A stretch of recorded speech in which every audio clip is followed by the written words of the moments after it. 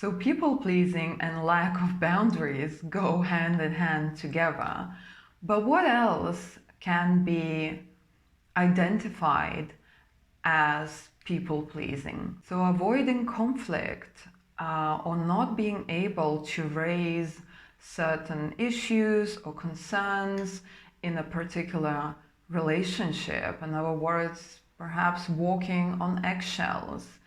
And because there is that feeling behind that if I do so, if I do bring these issues or concerns that I have, there will be some sort of punishment, or there will be some sort of consequence that is a negative one. And so there is that fear behind it. Okay, so this will keep you in the people-pleasing mode. So fear of rejection or abandonment is very common in people-pleasing dynamics, because this is something that subconsciously keeps us in the mode of people-pleasing because of that fear.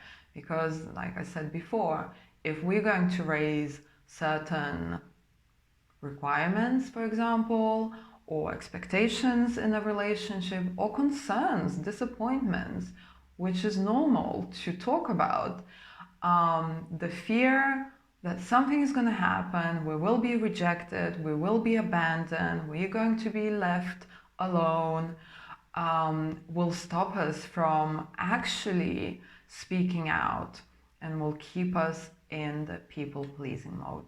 Another big thing in someone who is struggling with people-pleasing dynamic is taking responsibility for other people's feelings and words and actions, and even apologizing for things that you haven't done.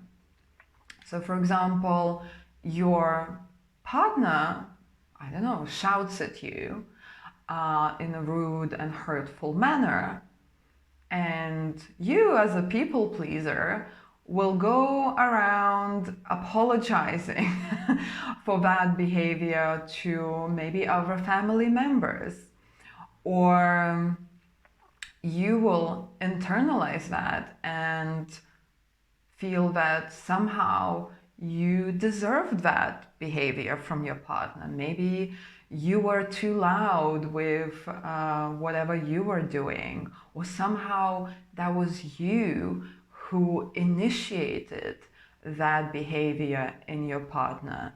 So this is something to pay attention to.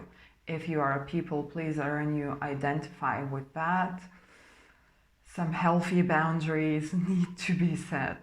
Another common thing in a dynamic of people pleasing is always wanting that external validation or approval from others, and actually changing your behavior and adapting to someone else's behavior just so you get that external validation and approval. So underneath all these behaviors or these symptoms that we call people-pleasing, what I usually find in working with my clients is that underlying fear of not being good enough. And that's normally not where, you know, this fear begins in a sort of current adult relationship.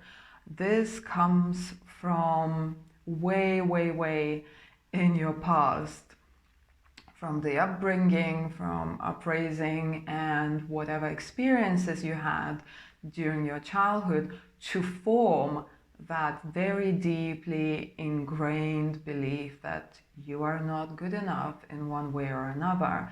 And the only way you can maintain these relationships that are important to us is by pleasing others, is by continuing to try to prove our worth, somehow in a very strange dynamics sometimes, but the underlying fear in these dynamics that I commonly find is that fear of not being enough in one way or another.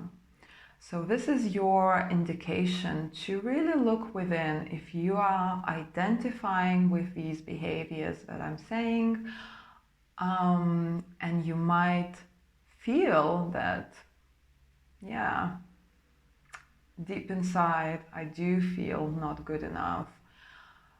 Please accept this as an invitation to start reclaiming your self-worth and reclaiming your confidence and reclaiming your self-esteem, so eventually you get out of those unpleasant dynamics where it's not even you are acting out of love because you want to make other people happy. You are actually acting these dynamics out because of fear. So if you are acting out because of fear, what does it tell you about this relationship? So this is my invitation, and if you need my help in any way, please just let me know.